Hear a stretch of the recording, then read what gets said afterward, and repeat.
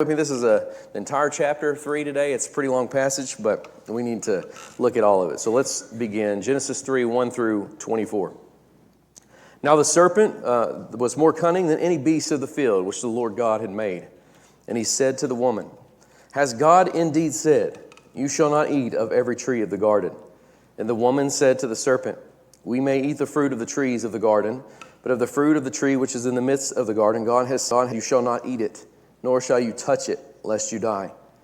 Then the serpent said to the woman, You will not surely die, for God knows that in the day that you eat of it, your eyes will be open, and you will be like God, knowing good and evil. So when the woman saw that the tree was good for food, that it was pleasant to the eyes, and a tree desirable to make one wise, she took of its fruit and ate. She also gave to her husband with her, and he ate. Then the eyes of both of them were open, and they knew that they were naked. And they sewed fig leaves together and made themselves coverings. And they found the Lord God walking in the garden in the cool of the day, and Adam and his wife hid themselves from the presence of the Lord God among the trees of the garden. Then the Lord God called to Adam and said to him, Where are you? So he said, I heard your voice in the garden, and I was afraid, because I was naked, and I hid myself. And he said, Who told you that you were naked? Have you eaten from the tree of which I commanded you should not eat? Then the man said, The woman whom you gave to be with me, she gave me of the tree, and I ate. And the Lord God said to the woman, What is this you have done? The woman said, The serpent deceived me, and I ate.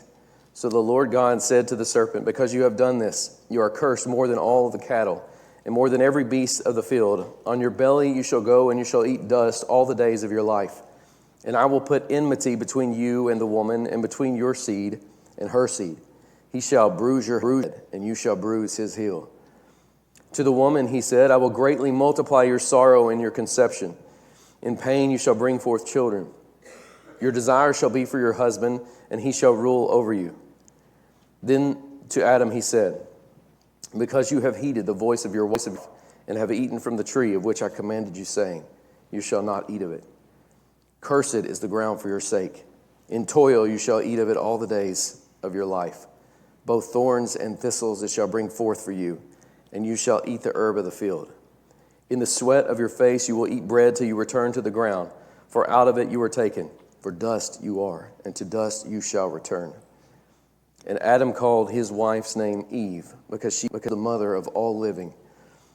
Also for Adam and his wife the Lord God made tunics of skin and clothed them. Then the Lord God said, Behold, the man has become like one of us, to know good and evil.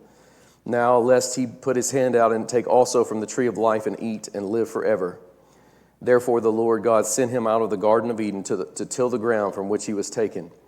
So he drove out the man, and he placed cherubim at the east of the Garden of Eden, and a flaming sword which turned every way to guard the way to the tree of life. The word of the Lord.